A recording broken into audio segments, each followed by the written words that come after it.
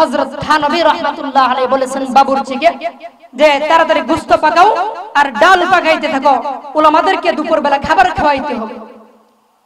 বাবুর্চি খুব সুন্দর করে গোশত পাকাইছে, পাকাইয়া এবার ডাল ও পাকানো অর্ধেক মোটামুটি হয়ে গেছে। এদিক দিয়া বাবুর্চি কোন এক কারণবশত ওই ডেক্সির পাশ থেকে সইরা অন্য কোথাও চলে গেছে, ওই ডেক্সির পাশে আর কেউ নাই। এমন সময় ওই ডেক্সি যে নিচে, ডেক্সির উপরে ছিল একটা বাঁশ অথবা তার, তারের উপর দিয়া একটা বিষাক্ত অজগর সাপ বেয়ে বেয়ে যাইতেছিল। গরমের তাপমাত্রা এতই বেশি পরিমাণ ছিল, বেশি থাকার কারণে গরমের তাপমাত্রার কারণে আর সাপটা থাকতে পারে না। সাপটা হঠাৎ করে এই ডালের ডেক্সির ভিতর পড়ে গেছে, পড়া নিমিশেই সাথে সাথে ডালের মধ্যে একবারে প্রায় মিশেই কেউ আর দেখে নাই। বাবুর্চিও দূরে চলে গেছে। এদিক দিয়া বাবুর্চি আসার পর পাশে ছিল একটা বিড়াল। এই বিড়ালটা দেখছে যে এই ডালের মধ্যে একটা সাপ পড়ে গেছে, সাপটা পড়া বিষ হয়ে গেছে। বিড়াল দেখছে। বাবুর্চি আসার পর বারবার বিড়ালটা বাবুর্চিকে সিগন্যাল দিতেছে, বারবার তার জামা কাপড় আশ্রাইতেছে, বুঝাইতে চাইতেছে যে দেখো আজকে দুপুর বেলাতে তুমি 500 উলামায়ে কেরামকে, সারা দুনিয়ার গোটা দুনিয়ার বড় বড় উলামায়ে কেরাম যারা আছে এদেরকে দুপুর বেলা খাবার খাওয়াইবা, মেহমানদারি করবা এই ডাল দিয়ে। দেখো এই ডালের মধ্যে কিন্তু সাপ পড়ে গেছে, তুমি কিন্তু দেখো নাই, আমি কিন্তু ঠিকই দেখছি। বিড়াল তো মুখ দিয়ে বলতে পারতেছে না, বুঝাইতেও পারতেছে না। বিড়ালটা বারবার চেষ্টা করার মতো যখন বাবুর্চি বুঝতেছে না, অবশেষে বিড়ালটা চিন্তা করতেছে যে আজকে এই মাজলিসের মধ্যে Bangladesh, Bharat, Pakistan, New Zealand, Thailand, America, Africa, Canada সব দেশের বড় বড় উলামায়ে কেরামরা এখানে। এই সমস্ত উলামায়ে কেরামরা আজকে দুপুর বেলা যদি এই ডাল খায়, যে ডালের মধ্যে বিষ মিশ্রিত হয়ে গিয়েছে সাপের কারণে, ওই ডাল খেয়ে সমস্ত উলামায়ে কেরাম একের পর এক সবাই দুনিয়া থেকে বিদায় নিয়ে চলে যাবে। বিড়াল চিন্তা করতেছে, হাই রে কি করতে পারি এখন। বিড়ালটা বারবার চেষ্টা করতেছে বাবুর্চিকে বুঝাইবার জন্য, কিন্তু বিড়াল তো আর বাবুর্চিকে বুঝাইতে পারতেছেন না। বাবুর্চি তো বিড়ালের ভাষা আর বুঝে না। বাবুর্চি তাকায় আছে, এদিক দিয়া বিড়াল চিন্তা করতেছে যদি এই ডাল আজকে 500 উলামায়ে কেরামকে খাওয়ানো হয় তাইলে সবাই মারা যাবে, তাইলে গোটা দুনিয়ার মধ্যে আর ইসলাম থাকবে না। যদি আজকের এই 500 উলামায়ে কেরাম একসাথে সবাই মারা যায় তাইলে এই গোটা ভারতবর্ষের মধ্যে সকাল বেলা যে মক্তবের মধ্যে কোরআনে কারীমের তালিম দিবে ওই শিক্ষা দেনেওয়ালা কেউ থাকবে না।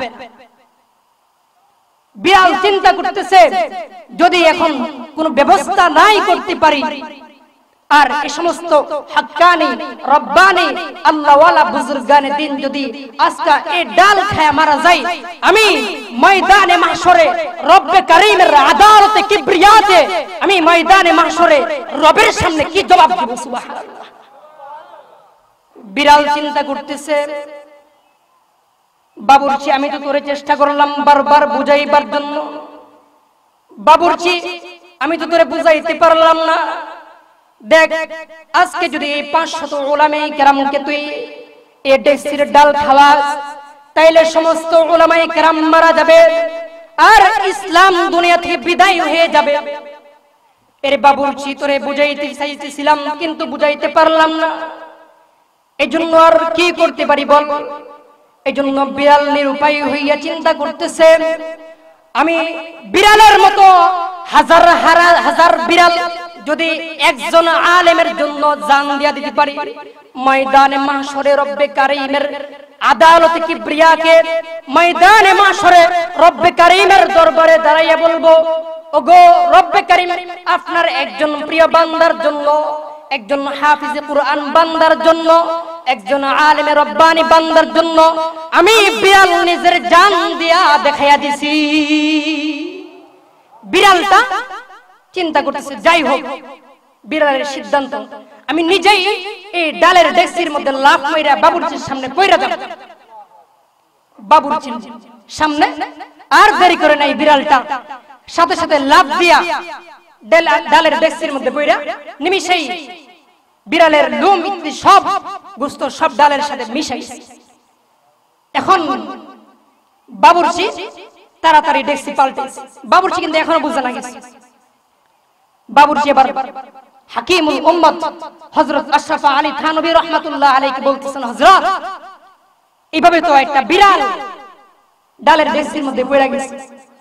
হযরত হাকিমুল উম্মত আশরাফ আলী থানভী রাহমাতুল্লাহ আলাইহি বলেন, এক কাজ করো, এই ডাল ফালায়া নতুন করে আবার ডাল পাকাও, কারণ উলামায়ে কেরাম কিন্তু খাওয়াইতে হবে, মেহমানদারি করতে হবে।